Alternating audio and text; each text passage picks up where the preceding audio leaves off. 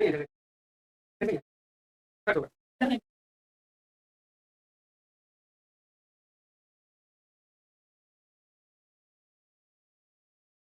कर दो आप लोग, लाइव है।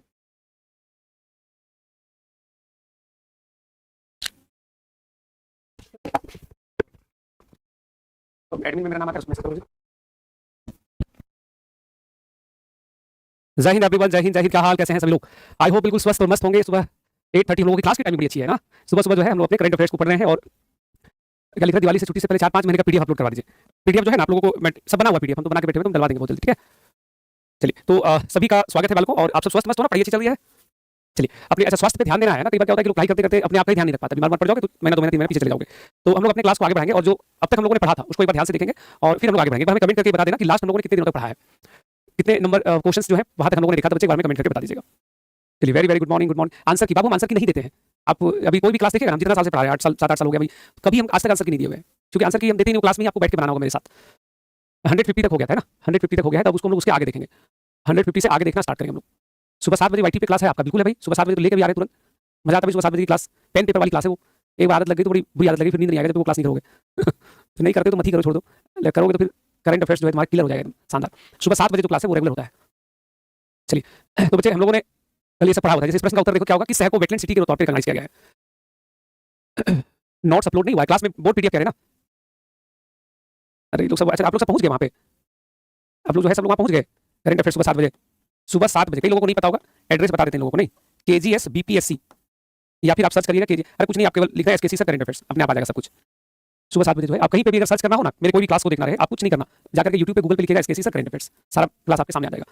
तो अपने पढ़ाई को हम लोग आगे बढ़ाते हैं और सबसे पहले हम लोग जो है हम लोग यहाँ पे इस प्रश्न का उत्तर तो कल हम लोग कर चुके थे, उदयपुर और इंदौर। अब हम लोग प्रश्न संख्या 151 नंबर से हम लोग यहाँ पे देखना स्टार्ट करेंगे, 151 नंबर से, बिल्कुल। हाँ, पीडीएफ अपलोड नहीं हुआ क्या, देखना तो बोर्ड पीडीएफ अपलोड हुआ है, ठीक है। मैं चेक करवा लेता हूँ, ठीक है। बोर्ड पीडीएफ मिलेगा, क्यों नहीं मिलेगा, बोर्ड पीडीएफ जो है मिलेगा आपको। जीके का पीडीएफ नहीं खुल रहा है, ठीक है, हम अपनी टीम को इन्फॉर्म कर देंगे, वो देख लेंगे क्या दिक्कत आ रहा है। चलिए बच्चे, तो क्लास की हम लोग यहाँ पे भी शुरुआत करते हैं। है डला हुआ ना, पीडीएफ डला हुआ बाबू, तुम्हारा कोई दिक्कत होगा इंटरनेट वगैरह का देख लेना। सर मेरा बर्थडे है, शुभकामना है बालक, और बर्थडे डेली रहता है 1000-2000 आदमी का, लाखों लोगों का।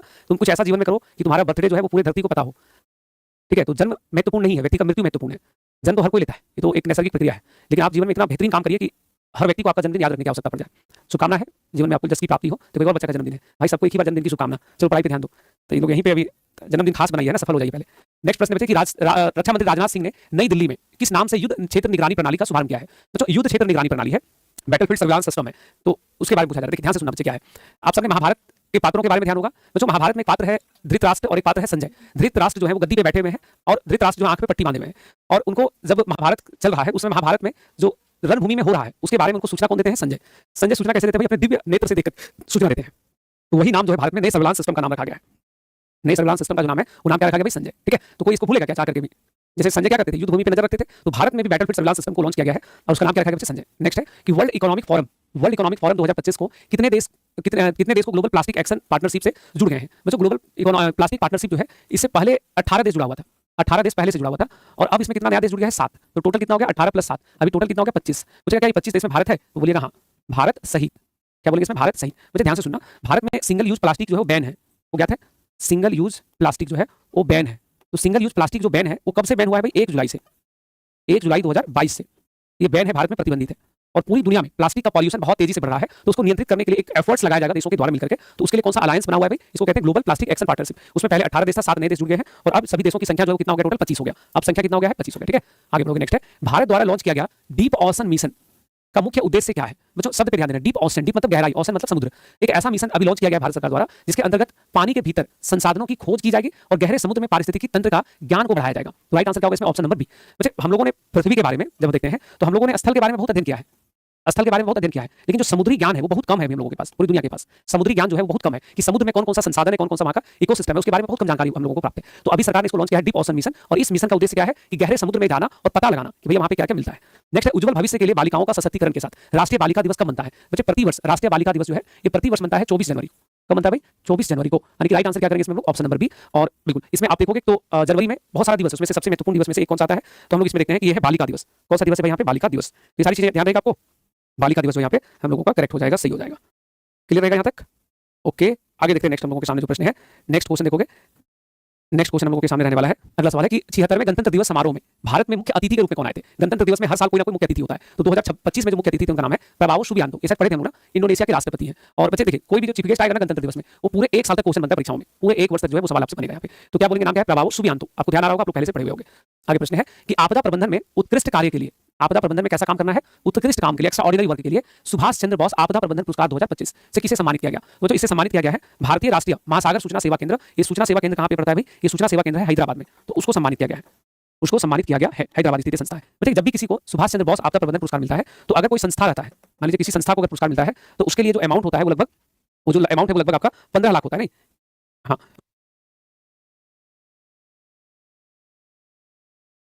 किसी संस्था को अगर मिलता है, संस्था को, तो संस्था को कितना मिलेगा? 51 लाख। अगर किसी व्यक्ति को अगर ये पुरस्कार मिला, किसी व्यक्ति को, तो मिलेगा 5 लाख।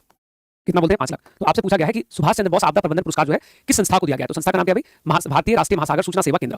हाँ, इनक्योस। ये शॉर्ट में बहुत फेमस है। ये सवाल जो है एकदम पॉपुलर क्वेश्चन है, एकदम पॉपुलर। पिछले वर्ष जो है कई सारे एग्जाम्स में ऑलरेडी ये प्रश्न आया हुआ था, और ये प्रश्न पिछले वर्ष मिला था parachute military hospital Uttar Pradesh को। इस वर्ष किसको मिला? भारतीय राष्ट्रीय महासागर सूचना सेवा केंद्र। तो ये सारी बातें आपको ध्यान रखनी होंगी। नेक्स्ट प्रश्न पे आते हैं। नेक्स्ट है कि ग्लोबल फायर पावर इंडेक्स 2025 सबसे शक्तिशाली सेना वाला देश किसे माना गया है? तो जो सबसे शक्तिशाली सेना, पहला नंबर में यूएसए है, दूसरा नंबर में कौन है भाई? दूसरा नंबर में चाइना है, सॉरी चाइना नहीं, रसिया।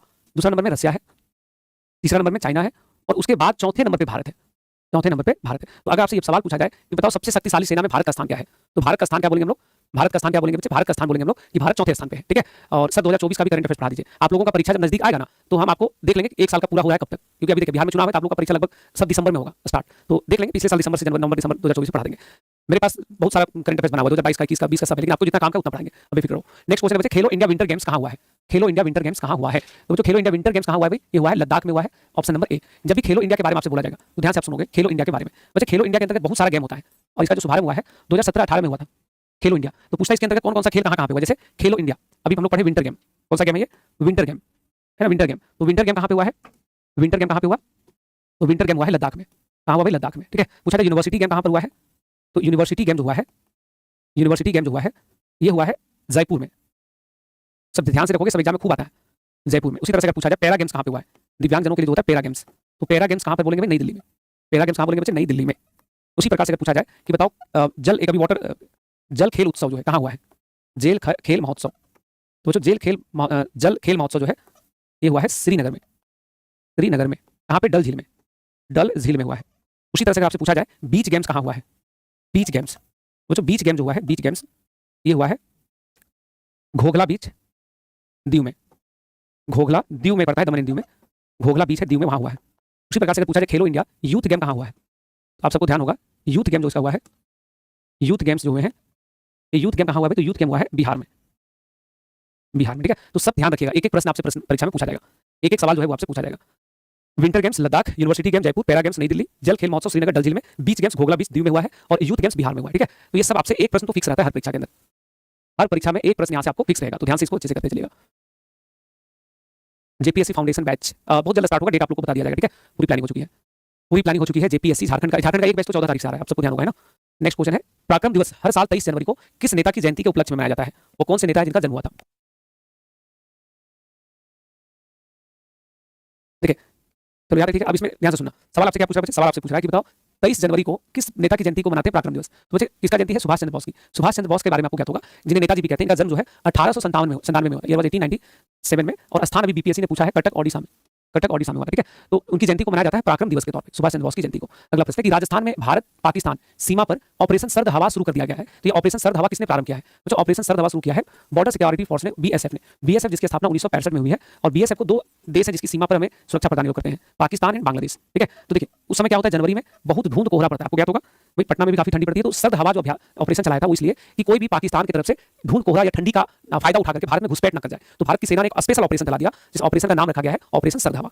आगे प्रश्न होगा कि किशन गंगा और रातले जल विद्युत परियोजना पर भारत और पाकिस्तान के बीच विवाद को सुलझाने के लिए तटस्थ विशेषज्ञ की नियुक्ति किसने किया है? तो जो इसमें विश्व बैंक ने, किसने इसकी घोषणा की है? विश्व बैंक ने। और तटस्थ विशेषज्ञ समिति की घोषणा किसने किया है? तो विश्व बैंक ने। तटस्थ विशेषज्ञ समिति का मतलब क्या हुआ? न्यूट्रल, एक ऐसी कमेटी बनेगी जो एकदम न्यूट्रल होगी, किसी के पक्षपात नहीं करेगी। चलिए तो इसको यहाँ पे ध्यान रखिएगा। आगे बढ़ेंगे। नेक्स्ट है कि 21 जनवरी को क्वाड देशों के विदेश मंत्रियों की बैठक कहाँ हुई है? तो जो क्वाड के विदेश मंत्रियों की बैठक हुई है अमेरिका में। कहाँ पर हुआ भाई? अमेरिका में। राइट आंसर कहाँ पे? अमेरिका। ये जो सभी देशों का नाम आप देख रहे हैं ये सब क्वाड के सदस्य हैं। ये सब क्या है? क्वाड के सदस्य। सदस्य कितने हैं? 4। तो चारों हैं क्वाड के सदस्य। और क्वाड को लेकर के बहुत सारी बातें, जैसे पूछा जाता है कि क्वाड जो है इसकी स्थापना कब हुई थी? तो जो इसकी स्थापना जो है ये हुआ था 2017 में। ठीक है। और पूछा जाएगा कि क्वाड जो है, क्वाड क्वाड इसको क्वाड क्यों कहते हैं? तो बच्चे क्वाड बेसिकली क्वाड्रिलेटरल चतुर्भुज चार का को इंडिकेट करता है। तो ये चार देशों का समूह है। एक तरफ जहां पे आप देखोगे, एक तरफ आपको जापान है, इंडिया है, ठीक है, ऑस्ट्रेलिया है और इधर यूएसए है। तो चार देशों का समूह है जिसको क्वाड कहते हैं। और क्वाड में एक जानकारी अलग से रखोगे, अमेरिका में 6th क्वाड सम्मेलन भी हुआ था। प्रश्न अगर आएगा 6th क्वाड समिट कहां हुआ था, तो बच्चे याद करोगे कि 6th क्वाड समिट जो है, ये 6th क्वाड समिट अमेरिका में हुआ था। और विदेश मंत्रियों की बैठक भी कहां पे हुई थी? अमेरिका में हुई थी। तो इसमें जो है हम लोग सही उत्तर क्या बोलेंगे? तो अमेरिका में। क्वाड क्या होता है? बच्चे ने बोला तो क्वाड एक समूह है, चार देशों के समूह को ही क्वाड कहते हैं। एक औपचारिक समूह, एक फॉर्मल ग्रुप है। इसमें चार देश है, भारत है, ऑस्ट्रेलिया है, अमेरिका है, जापान है। ये समूह क्यों बना? ताकि चाइना को काउंटर किया जा सके। चाइना जो दुनिया में प्रभुत्व एक अपना हक जमाते हुए आगे बढ़ रहा है, उसको रोका जा सके। और इसका नाम क्यों रखा गया क्वाड? क्योंकि क्वाड चार को इंडिकेट करता है। नेक्स्ट क्वेश्चन होगा 2025-26 के लिए रॉ जूट की न्यूनतम समर्थन मूल्य 6% की बढ़ोतरी कर दिया गया है। न्यूनतम समर्थन मूल्य क्या होगा? किसके लिए बोल रहा है? Raw jute. रॉ जूट का मतलब होता है कच्चा जूट। कच्चा जूट, ठीक है। कच्चा जूट मतलब जो डायरेक्ट खेत से आ रहा है, तो उसकी कीमत बढ़ा दी गई है 6%। और अब नया जो एमएसपी है वो कितना होगा? 56%। जो एमएसपी जब भी कहा जाता है तो आपको ध्यान होगा कि एमएसपी जो है, एमएसपी इसकी घोषणा जो है, इसका जो सलाह होता है एमएसपी पे जो सलाह होता है वो देता है CACP, commission for agriculture cost and prices. इसको मंजूरी देने का काम करती है, इसको मंजूरी देता है cabinet committee on economic affairs. और ये कब से हो रहा है एमएसपी? 1965 से प्रारंभ, ठीक है। एमएसपी का मतलब क्या होता है बच्चा? मिनिमम सपोर्टिंग प्राइस होता है, न्यूनतम समर्थन मूल्य होता है। न्यूनतम समर्थन मूल्य, न्यूनतम समर्थन मूल्य किसानों के उनके उत्पादों पे मिनिमम क्या प्राइस सरकार ऑफर करती है। एमएसपी की घोषणा दो बार होता है, दो बार इसकी घोषणा होती है। अभी रबी के लिए घोषणा हुआ है, दो बार घोषणा होता है। एक होता है रबी फसल जो है उसके बुआई से पहले, और दूसरा होता है खरीफ फसल की बुआई से पहले। खरीफ फसल की बुआई से पहले, ठीक है। एमएसपी पूछा जाता है कितने फसलों पे? तो बच्चे एमएसपी जो है 22 फसलों पे। कितने फसल है? 22 फसल, ठीक है। 22 में से कैसे? तो रबी फसल है 6, खरीफ है 14 और 2 होता है अलग से व्यावसायिक फसल। व्यावसायिक फसल, ठीक है। तो टोटल कितना हो गया? टोटल कितना हो गया भाई? टोटल हो गया 22 फसल हो गया। कितना हो गया भाई? 22 फसल। अब से घोषणा 1965 से इसकी घोषणा हो रही है। तो याद रखोगे रबी में 6, खरीफ में 14 और व्यावसायिक फसल है 2। कॉमर्शियल क्रॉप्स कितने भाई? 2। नेक्स्ट क्वेश्चन है दुनिया की सबसे बड़ी ब्रांड वैल्यूएशन कंसल्टेंसी ने ब्रांड फाइनेंस नई रिपोर्ट के अनुसार नंबर 1 भारतीय ब्रांड कौन बन गया है? वो जो नंबर 1 भारतीय ब्रांड जो है वो है टाटा। टाटा कंपनी जो इसको रेटिंग दिया गया है, इसको रेटिंग प्राप्त हुआ है A++ का। इसको कौन सा रेटिंग मिला भाई? A++ का। तो ये सबसे जो है सबसे बड़ी कंपनी बन गई। आगे बढ़ते हैं नेक्स्ट क्वेश्चन। देखो अगर आपको ना जिन बच्चों को केवल पढ़ाई पे मजा आता है, ये क्लास बहुत मजा आएगा। मेरी क्लास में चाहे वो यूट्यूब ऑफलाइन ऑनलाइन सिर्फ पढ़ाई की बात होती है बच्चे, कोई फालतू बात नहीं। क्योंकि मुझे पता है बेरोजगारी में कोई इंटरटेनमेंट नहीं होता है। नहीं तो आमतौर पर हम देखें क्लास में बहुत बच्चा आया, अलबल बकवास किया, निकल के भाग गया, तो हम उसका फिक्र नहीं करते हैं। हमें पता है कि हमें उन बच्चों का साथ देना जो पढ़ाई करना चाहते हैं, सफल होना चाहते हैं। बात समझ में आ रही है ना? सैरो शायरी से, आलतू फालतू फिजूल की बातों से आपका सफलता नहीं होगा। अगर वो सब करना है तो फिर आराम से रील्स देखिए यूट्यूब पे जाके, इंस्टाग्राम और भी बेहतर है, वो सारा नाच गाना होता है वहाँ पे। पढ़ाई करिए जम के, है ना?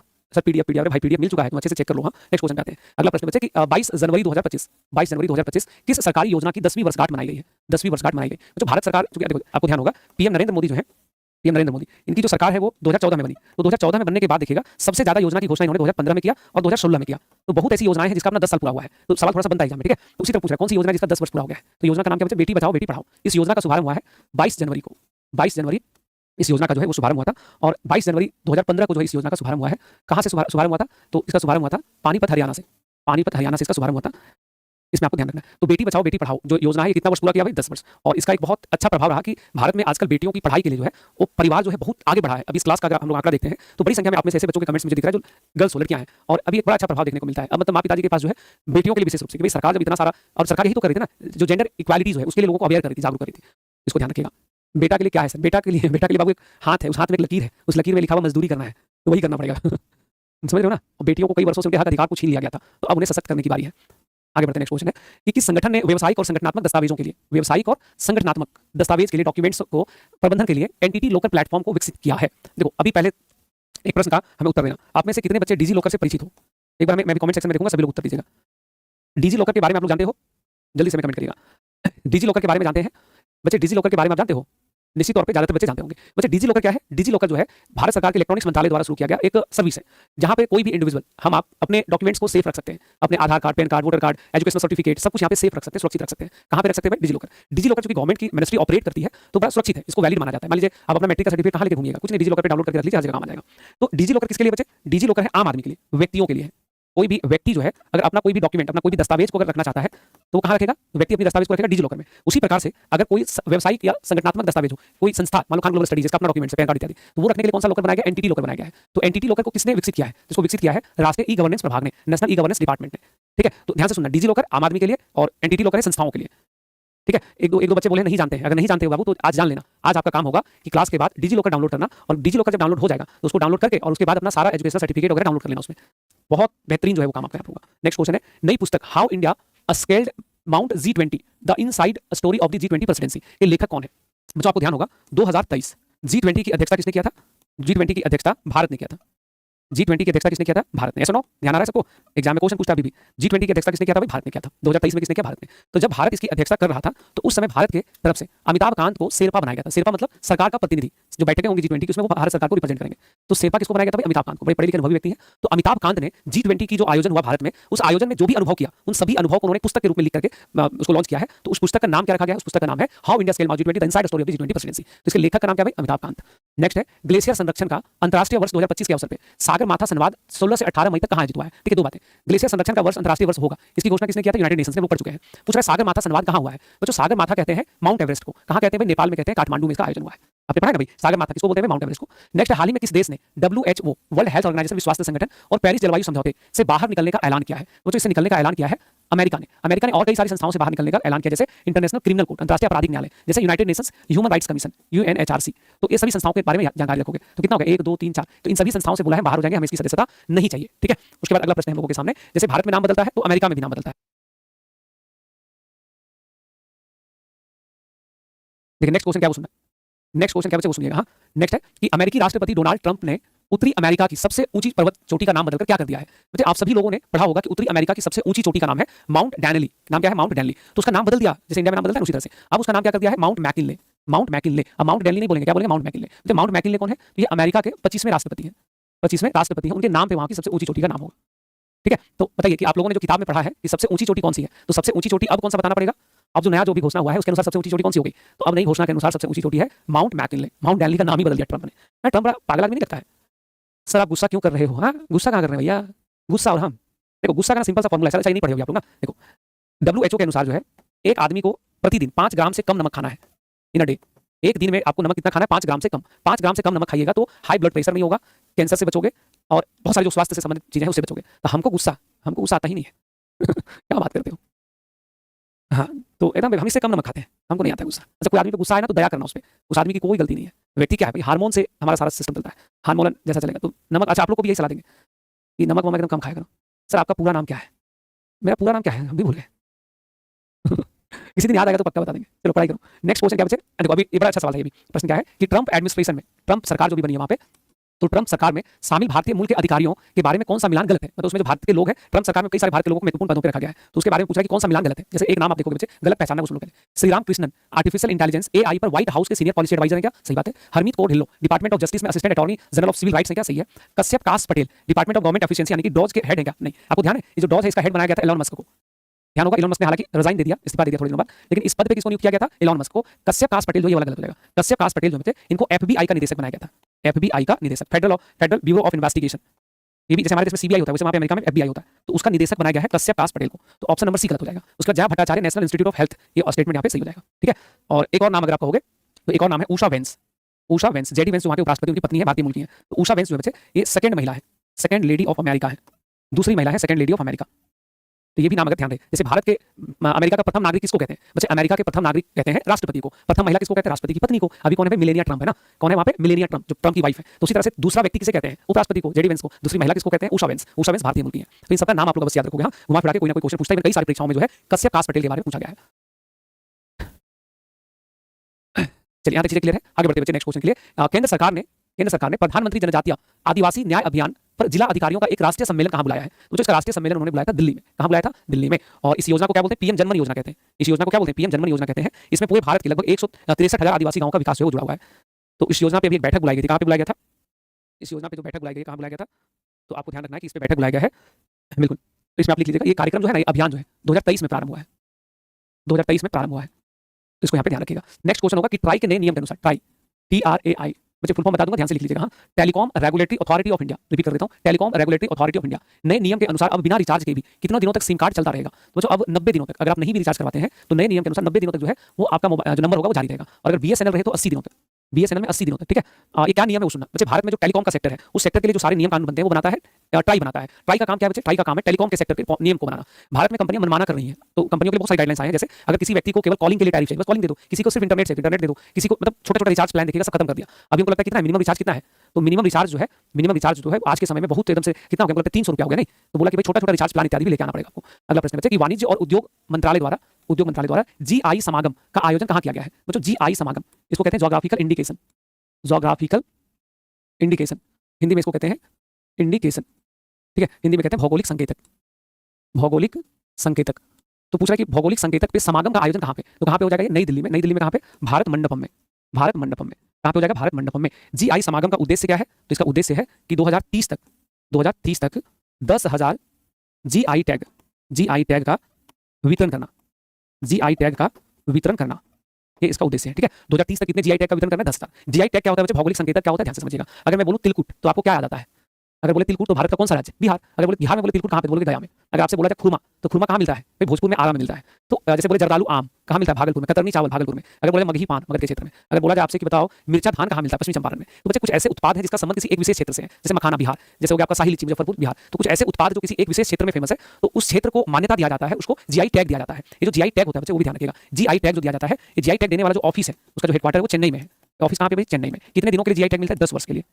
ये बच्चा बोल रहा है जीआई टैग क्या है भाई, बोलिए तो जीआई टैग भौगोलिक संकेतक है। अगर किसी क्षेत्र को जीआई टैग मिला, इसका मतलब है कि उस वस्तु पे उस क्षेत्र का अधिकार है, तो उस क्षेत्र को पहचान मिलता है एक प्रकार से। जैसे आप बताइए मुंबई में बैठ के कोई व्यक्ति मखाना खा रहा है, तो उसको थोड़ी पता मखाना कहाँ पे होता है, लेकिन अगर जीआई टैग बिहार को मिला है तो उसको तुरंत पता चल जाएगा कि जो मखाना ये बिहार का उत्पादन है, बिहार में मुजफ्फरपुर का उत्पादन है। तो जीआई टैग क्या है, एक क्षेत्र विशेष को जो है पहचान दिया जाता है उस उत्पाद पे। बिल्कुल आगे बढ़ते हैं। नेक्स्ट क्वेश्चन था प्रौद्योगिकी संवाद, प्रौद्योगिकी संवाद टेक्नोलॉजी डायलॉग के पहले संस्करण का आयोजन कहाँ किया गया है, तो इसका आयोजन हुआ है IISc Indian institute of science Bangalore में। और उद्घाटन किसने किया है, तो लिख लो उद्घाटन किया डॉक्टर जितेंद्र सिंह ने। डॉक्टर जितेंद्र सिंह ने, पृथ्वी विज्ञान मंत्री हैं, मिनिस्टर ऑफ अर्थ साइंस है, पृथ्वी विज्ञान मंत्री, उनके द्वारा इसका उद्घाटन किया गया है। इंडियन इंस्टीट्यूट ऑफ साइंस जो बैंगलोर है वहाँ पे। नेक्स्ट है कि साइबर सुरक्षा सहयोग पर बिम्स्टेक के आर्थिक और सहयोग के लिए बंगाल की खाड़ी पहल, इसका बिम्स्टेक का फुल फॉर्म यहाँ लिखा हुआ है कि दूसरी बैठक कहाँ हुई है, कौन से विषय पे बच्चे, साइबर सुरक्षा पे। इसकी दूसरी बैठक हुई है नई दिल्ली में। कहाँ पर हुआ है, नई दिल्ली में। तो जो बिम्स्टेक की बहुत सारी बैठकें हैं उसके बारे में ध्यान रखोगे, बिम्स्टेक के बारे में इसकी बहुत सारी बैठकें हैं। जैसे साइबर सुरक्षा वाला तो हो गया नई दिल्ली में, लेकिन अगर पूछा जाए बिम्स्टेक का युवा सम्मेलन कहाँ हुआ, तो बच्चों बिम्स्टेक युवा सम्मेलन बताओगे गांधीनगर गुजरात में। कहाँ बताओगे, गांधीनगर गुजरात में। फिर पूछेगा युवा नेताओं का सम्मेलन कहाँ हुआ, यह केवल युवा सम्मेलन है, युवा नेताओं का सम्मेलन। तो युवा नेताओं का सम्मेलन हुआ है गुवाहाटी में, गुवाहाटी में। उसी तरह से अगर पूछा जाए कि 6th बिम्स्टेक सम्मेलन कहाँ हुआ, 6th वार्षिक सम्मेलन कहाँ हुआ, तो बच्चों 6th वार्षिक सम्मेलन जो इसका हुआ है ये बड़ा महत्वपूर्ण होता है। ये सम्मेलन हुआ है बैंकॉक में, थाईलैंड में। ये सवाल खूब आया है परीक्षाओं में, आगे भी आएगा। बैंकॉक थाईलैंड में, कहाँ पे हुआ भाई, बैंकॉक थाईलैंड में। 6th वार्षिक सम्मेलन, इसको बोलते हैं 6th बिम्स्टेक सम्मेलन। तो ये सब आपको ध्यान रखना है, ये सब आपको यहाँ पे ध्यान रखना है। और बिम्स्टेक क्या है भाई, तो बिम्स्टेक के बारे में सब आप जानते होंगे। ये बस 1997 जब इसकी स्थापना हुआ, ढाका में इसका हेडक्वार्टर है। मुख्यालय कहाँ पे, हेडक्वार्टर कहाँ पे, ढाका में। कितने सदस्य हैं, तो इसमें सदस्य जो है बच्चे, सदस्य वो है 7, टोटल 7 देश इसके सदस्य इंक्लूडिंग इंडिया, भारत भी इसका सदस्य है। नेक्स्ट क्वेश्चन हम लोग देखेंगे, अगला सवाल होगा।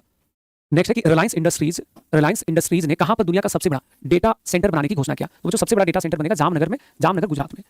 डेटा सेंटर क्या होता है, डेटा जहाँ पे स्टोर किया जाता है। रिलायंस इंडस्ट्री किसके साथ मिलकर के, तो लिख लोगे एनवीडिया के साथ मिलकर। एनवीडिया जो है अमेरिकी कंपनी है, एनवीडिया के सहयोग से। तो ये विश्व का सबसे बड़ा डेटा सेंटर बनने जा रहा है जामनगर गुजरात में। नेक्स्ट है कि आईसीसी पुरुष cricketer of the year 2024 sir Garfield Sobers trophy किसे दिया गया है, मुझे बूम बूम बुमराह। जिन लोगों ने क्रिकेट में रुचि होगा उनको ज्ञात होगा कि बुमराह जो है एक उम्दा बॉलर है, उन्हें इस पुरस्कार से सम्मानित किया गया। देहरादून में प्रधानमंत्री नरेंद्र मोदी द्वारा उद्घाटन किए जाने वाले 38वें राष्ट्रीय खेलों का विषय क्या है, जो 38वां राष्ट्रीय खेल कहाँ हुआ था, देहरादून में हुआ है, उत्तराखंड में। ठीक है, 39वां राष्ट्रीय खेल कहाँ पे होगा, तो 39वां राष्ट्रीय खेल होगा मेघालय में। कहाँ पे होगा भाई, मेघालय में। Is propose to be held in Meghalaya. तो पूछ रहा है इसका विषय क्या था, थीम क्या था, वो जो इसका थीम था ग्रीन गेम्स। थीम क्या है इसका, ग्रीन गेम्स। तो इसको ऑप्शन नंबर सी टिक लगाइएगा, यहाँ पे टिक लगेगा भाई ऑप्शन नंबर सी में। नेक्स्ट होगा कि इंडोनेशिया और भारत के बीच में किस अवधि के लिए सांस्कृतिक आदान प्रदान कार्यक्रम शुरू किया गया है, जो कल्चरल एक्सचेंज प्रोग्राम जो लॉन्च हुआ है, कब से कब तक के लिए, 2025 से 28 तक के लिए। किन देशों के मध्य, भारत और इंडोनेशिया। इंडोनेशिया के राष्ट्रपति प्राबोवो सुबियांतो भारत की यात्रा पे आए थे, तो 5 समझौता हुआ था, उसमें से एक समझौता ये था। उसी तरह से आगे बढ़ोगे, नेक्स्ट क्वेश्चन था आपके सामने कि गणतंत्र दिवस परेड 2025 सर्वश्रेष्ठ झांकी का पुरस्कार जीतने वाला उत्तर प्रदेश की झांकी का विषय क्या था, तो बच्चों उत्तर प्रदेश को सर्वश्रेष्ठ झांकी, ये जो पुरस्कार दिया गया, टोटल 15 राज्यों की झांकी प्रस्तुत हुई थी इंक्लूडिंग बिहार। तो 15 राज्य में बेस्ट अवार्ड मिला उत्तर प्रदेश को। थीम क्या था, महाकुंभ 2025 स्वर्णिम भारत विरासत और विकास, इस थीम पे इसको दिया गया है। तो हर साल दिया जाता है, इस वर्ष इसको मिला भाई महाकुंभ 2025 पे, थीम पे यहाँ पे आयोजन था। आगे बढ़ेंगे। नेक्स्ट है कि ग्रामीण क्रिकेट लीग शुरू करने वाला पहला राज्य कौन है, ठीक है, ग्रामीण क्रिकेट लीग शुरू करने वाला पहला राज्य।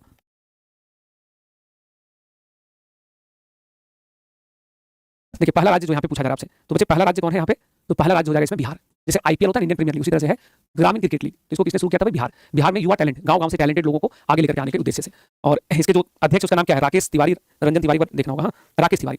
राकेश तिवारी जो है वो बिहार क्रिकेट एसोसिएशन जो है उसके अध्यक्ष हैं, उन्होंने इसका शुभारंभ किया। नाम क्या इनका, राकेश तिवारी। तो उनके द्वारा जो इसका शुभारंभ किया गया।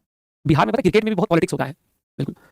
ग्रामीण क्रिकेट क्या होता है भाई, एक लीग है, टूर्नामेंट है, जो बिहार के हर एक जिले में आयोजित हो रहा है और गांव-गांव के बच्चों को इसमें क्रिकेट खेलने का अवसर दिया जा रहा है। बात समझ में आ रही है, तो ग्रामीण क्रिकेट लीग क्या है, बात समझ में। नेक्स्ट क्वेश्चन होगा, गणतंत्र दिवस के अवसर पर किस राज्य सरकार ने 4 कल्याणकारी योजनाओं को शुरू किया है, योजना का नाम लिखा हुआ बच्चे यहाँ पे, राइथू भरोसा, इंदिरिमा आत्मया भरोसा, इंदिरिमा इंदलू और नए राशन कार्ड। तो भाई ये सब शुरू किया है तेलंगाना। तेलंगाना के सीएम का नाम क्या है, रेवंत रेड्डी। नाम क्या है, रेवंत रेड्डी। तो रेवंत रेड्डी जो है उन्होंने इसका शुभारंभ किया है, वहाँ के सीएम ने। ऑप्शन नंबर सी यहाँ पे करेक्ट हो जाएगा। नेक्स्ट है, ये प्रश्न अभी बीपीएससी पूछ चुकी है 71 में, डायरेक्ट प्रश्न आया था। अब बच्चा बोलता क्वेश्चन नहीं आया, क्वेश्चन नहीं आया, पढ़ोगे ठीक से तब तो। सब सोचता था कि बीपीएससी में क्वेश्चन पूछेगा हलवा, आमतौर पे लगता है कोई ना बुक ले लेंगे, मैगजीन बना के आ जाएंगे ना, ऐसे थोड़ी होगा। अच्छे क्वेश्चन पूछे थे क्लास में, जो हमने पढ़ाया था उससे क्वेश्चन आए थे ढेर सारे। तो 71st बीपीएससी में आपसे सवाल पूछा गया है, प्रश्न बहुत डायरेक्ट प्रश्न है कि 29 जनवरी 2025 श्रीहरिकोटा से NVS-2 उपग्रह प्रक्षेपण इसरो के लिए कौन सी उपलब्धि लेकर आया था। तो इसरो के लिए कौन सा उपलब्धि था, ये इसरो का 100वां प्रक्षेपण था। इसमें जो है नाम याद रखोगे रॉकेट का, रॉकेट जिसका प्रयोग किया गया था उपग्रह को लॉन्च करने में, उसका नाम है GSLV F-15। GSLV F-15 rocket का नाम भी एग्जाम में लिखा हुआ था, F-15 होगा। हाँ, तो ये प्रश्न भी आपको यहाँ ध्यान रखना।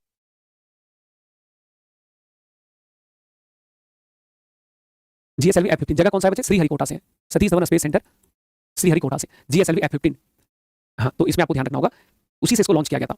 और ये इसरो के लिए जो है 100वां प्रक्षेपण था, तो बहुत बड़ा उपलब्धि था इसरो का। और ये क्वेश्चन डायरेक्ट एग्जाम के अंदर आ चुका है, कई सारे, तो एक एग्जाम में कई सारे परीक्षा में आ चुका है। अगला प्रश्न है कि गूगल मैप पर असाधारण प्रतिभा दिखाते हुए youngest map genius of India का खिताब किसने जीत लिया। तो गूगल मैप पे सक्षम ठाकुर जो है 5 वर्ष के हैं और हिमाचल प्रदेश से बिलोंग करते हैं, हिमाचल प्रदेश से हैं। इन्होंने गूगल मैप पे असाधारण प्रतिभा दिखाया है, 5 वर्ष का बच्चा। इनको गूगल पे कोई भी लोकेशन, कोई भी जगह दिखाने के लिए बोलिएगा तो फटाफट से वो जगह दिखा देंगे आपको कि भाई अब तुरंत लोकेशन बता देंगे। तो सक्षम ठाकुर को जो है ये यहाँ पे यंगेस्ट मैप का अवार्ड दिया गया है। Australian open grand slam tennis प्रतियोगिता महिला एकल का खिताब किसने जीता है।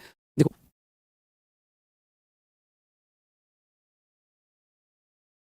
इसमें जो है दोनों ध्यान रखना है, पुरुष एकल और महिला एकल का खिताब किसने जीता है। अगर आपको पुरुष एकल की अगर पूछा जाए, सॉरी महिला एकल हम आपसे पूछ रहे हैं ना, बिल्कुल, तो महिला और पुरुष एकल का हम यहाँ पे देखेंगे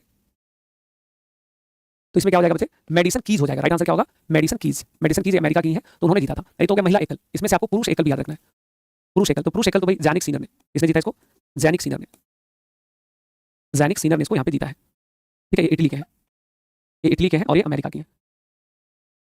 तो इसको यहाँ पे ध्यान रखोगे। एकल क्या होता है भाई, देखो टेनिस जो होता है, टेनिस टूर्नामेंट जो है ओपन है, इसमें क्या होता है, एकल का मतलब एक लोग भाग ले रहे हैं दोनों तरफ से, और डबल में क्या होता है, दो लोग, दो इधर से रहेंगे दो उधर से रहेंगे। मिक्स में क्या होता है कि एक महिला एक पुरुष, एक महिला एक पुरुष। तो ज्यादातर परीक्षा में जो पूछेगा वो एकल ही पूछता है, 99% एकल पूछता है। तो महिला में याद रखोगे मेडिसन कीज, पुरुष में जैनिक सीनर। नेक्स्ट अंतरराष्ट्रीय क्रिकेट परिषद ICC इंटरनेशनल क्रिकेट काउंसिल ने ICC महिला क्रिकेटर ऑफ द ईयर के लिए राचेल हेयो फ्लिंट ट्रॉफी अवार्ड किसको दिया है। ICC women's cricketer of the year किसको चुना है, अमेलिया केयर को। तो अमेलिया केयर जो है ये न्यूजीलैंड की क्रिकेटर है और उनको चुना गया बेस्ट महिला क्रिकेटर ऑफ द ईयर। यानी कि ऑप्शन नंबर यहाँ पे डी जो है वो करेक्ट हो जाएगा। ऑप्शन नंबर डी इसमें क्या हो जाएगा, तो हम लोग का ऑप्शन नंबर डी यहाँ पे करेक्ट हो जाएगा। क्लियर रहेगा, ऑप्शन नंबर डी यहाँ पे करेक्ट हो जाएगा। चलिए नेक्स्ट क्वेश्चन है कि कैबिनेट ने राष्ट्रीय महत्वपूर्ण खनिज मिशन, इसको कहते हैं नेशनल क्रिटिकल मिनरल्स मिशन, को मंजूरी दे दिया है। ये 7 वर्षों की योजना है। इस योजना पे कितने पैसे खर्च होंगे, मतलब इस योजना पे 34,300 करोड़ रुपया खर्च किया जाएगा। इसको खोजा जाएगा भाई क्रिटिकल मिनरल्स को। किसको खोजना है, क्रिटिकल मिनरल्स। ये क्रिटिकल मिनरल्स क्या होता है भाई, जैसे जैसे हो गया ग्रेफाइट हो गया, ऐसा मिनरल्स इसकी उपलब्धता बहुत कम है। ग्रेफाइट हो गया, थोरियम हो गया, लिथियम हो गया, बेरिलियम हो गया, मैग्नीज हो गया, ये सब क्रिटिकल मिनरल्स। उसको एक्सप्लोर करने के लिए सरकार ने 7 वर्ष की योजना एक मिशन लॉन्च किया है, जिसको कहते हैं national critical minerals mission. ICC पुरुष cricketer of the year Jasprit Bumrah जो है उनको चुना गया है। हाल ही में किसके द्वारा रचित पुस्तक India renaissance the Modi decade का विमोचन हुआ है। जो राज्यसभा सांसद है ऐश्वर्या पंडित, राज्यसभा के सदस्य, उन्होंने इस पुस्तक को लिखा है। ऑप्शन नंबर यहाँ पे सी करेक्ट होगा। नेक्स्ट है कि अमेरिका द्वारा बनाई जाने वाली 30,000 बिस्तरों वाली प्रवासी हिरासत सुविधा कहाँ बनाया जा रहा है, डिटेंशन सेंटर कहाँ पे, तो ये बन रहा है ग्वांतनामो बे क्यूबा के अंदर। अच्छा, प्रवासी हिरासत सुविधा, जैसे आपने सुना होगा कि अमेरिका में सभी अवैध रूप से प्रवासियों को बाहर कर दिया जाएगा, तो एक पूरा डिटेंशन सेंटर बनाया गया है और ये सेंटर कहाँ पे, ग्वांतनामो बे क्यूबा में है। भारत सरकार ने किस नाम से अपना खुद का AI मॉडल तैयार करने की घोषणा किया, मतलब डीपसीक चाइना का है। डीपसीक कहाँ का है, AI model China. Open AI का प्रोडक्ट का नाम क्या है, ChatGPT। ये कहाँ का है, अमेरिका। कहाँ का, ये अमेरिका का है। और अमेरिका का एक और प्रोडक्ट है ना, ग्रॉक। अमेरिका का एक और प्रोडक्ट क्या है, Grok, GROK, Grok. Elon Musk ने बनाया था इसको। तो भारत सरकार ने कौन सा बनाया है, जनरेटिव AI, शॉर्ट में इसको नाम दिया जाता है जेन AI। ये भारत सरकार का AI मॉडल है और ये मॉडल कैसा भी नैतिकता पे आधारित है, मोरालिटी एथिक्स को ये समझता है, नैतिक मूल्यों पे आधारित है। तो ऑप्शन नंबर डी हम लोगों का इसमें करेक्ट हो जाएगा। नेक्स्ट है कि 1 से लेकर के 9 फरवरी तक नई दिल्ली में आयोजित विश्व पुस्तक मेला 2025 का विषय क्या है। जो पुस्तक मेला हर साल नई दिल्ली में ही लगता है, इस वर्ष का थीम क्या है, हम भारत के लोग। इस वर्ष का थीम क्या है इसमें, with the people of India, option number C. उसके बाद किस थीम के साथ राष्ट्रीय महिला आयोग ने अपना 33वां स्थापना दिवस मनाया है। जो राष्ट्रीय महिला आयोग ने अपना 33वां राष्ट्रीय दिवस मनाया है, नारी तू नारायणी, इस थीम है। राष्ट्रीय महिला आयोग में अध्यक्ष का नाम अवश्य जानोगे, सब परीक्षा में अभी पूछ रखा है। इसको कहते हैं विजया किशोर रहाटकर। महिला आयोग के अध्यक्ष का नाम क्या है, विजया किशोर रहाटकर। तो ये आपको ध्यान रखना है। और अभी कौन सा स्थापना दिवस मनाया है, महिला आयोग का 33वां। 26 से लेकर 31 जनवरी 2025 तक लाल किले के लॉन में आयोजित 6 दिवसीय कार्यक्रम भारत पर्व, जो हर साल होता है, रक्षा मंत्रालय इसका आयोजन करता है। दिल्ली में जो लोग आता है ना, वो सब इसमें शामिल होने के लिए जाते हैं। 6 दिन तक ये कार्यक्रम चलता है भारत पर्व, हर साल चलता है 26 से 31। तो पूछा इस वर्ष भारत पर्व का थीम क्या था, थीम था देखो अपना देश। भारत की जो सांस्कृतिक विविधता जो है, जो हमारा कल्चरल डाइवर्सिटी है, उसको प्रमोट करने के लिए जो है इसका शुभारंभ किया गया। गांधी जी की आत्मकथा the story of my experiment with truth कब पब्लिश हुआ था, तो गांधी जी की आत्मकथा जो है ये पब्लिश हुआ था 1927 में। गांधी जी की पुण्यतिथि कब है, 30 जनवरी, 30 जनवरी को। तो गांधी जी की जो आत्मकथा है वो हमने जानबूझ के प्रश्न बनाया कि भाई कोई फंस सकता है तो फंस जाए। चलिए, तो इतने सारे प्रश्न लोगों ने देख लिया। तो अब हम लोग यहाँ पे क्या बोलेंगे, अब हम लोग क्या बोलेंगे, थैंक यू सो मच बोलेंगे। और 1 मंथ हम लोगों का कंप्लीट हो गया, जनवरी 2025। बच्चे बहुत सारे प्रश्न थे, एग्जाम में सब आया हुआ, इसलिए एक भी प्रश्न में डिलीट नहीं किया इसमें। जनवरी 2025 पे लगाएंगे ऐसे टिक। कल हम लोग पढ़ेंगे फरवरी, कल होगा फरवरी 2025। PDF अपलोड हो गया है, अच्छी बात है, नहीं तो मैं करवा दूंगा, ठीक है, आज करवा दूंगा। उसके बाद इसी तरह से क्या होगा हम लोगों का मार्च, आज 2 PDF आप लोग को डलवा देते हैं, मार्च और फरवरी दोनों का, मार्च फरवरी सभी तरह से पूरा सीक्वेंस आपका मिल जाएगा, 2 PDF करके आ जाएगा। तो बच्चे आज के क्लास में फिलहाल इतना ही। बहुत बहुत धन्यवाद आप सबको भी, बहुत अच्छे से पढ़ाई करो आप लोग, डिस्टर्ब नहीं करते, कमाल के बच्चे आप लोग। मतलब मुझे शुरू में आपको ध्यान होगा, बहुत सारा बच्चा आता था, अलग कमेंट करता था, मुझे मजा नहीं आता था एक्चुअली। लेकिन मैं हमेशा कहता हूँ क्लास में जितना प्रोडक्टिव रह सको, फालतू बात नहीं करनी है, हमें समय का सदुपयोग करना है। तो आप सब बहुत अच्छे बच्चे मिल चुके हो हमें, जैसे बोला कम्युनिटी, अच्छा कम्युनिटी बन जाना, तुम्हारा अच्छा कम्युनिटी बन गया। तो हम लोग आज की क्लास में सब कुछ पढ़ लिया, कल हम लोग इसके आगे पढ़ेंगे, ठीक है। चलिए बहुत बहुत धन्यवाद। आप लोग पढ़ाई के साथ साथ प्रयास करिएगा, जो पढ़ाया जाता है उसको एक दो बार रिवाइज कर लेना। और मुझे जहां तक पता है, अगर क्लास में ध्यान से आप सुन रहे हो तो एक बार क्लास में सुन लो, एक बार खुद से रिवाइज कर लो, फिर सब कुछ सेट हो जाएगा, कुछ नहीं भूलिएगा। करंट अफेयर्स को दिल दिमाग में नहीं, किडनी तक पहुंचाने का प्रयास करना है।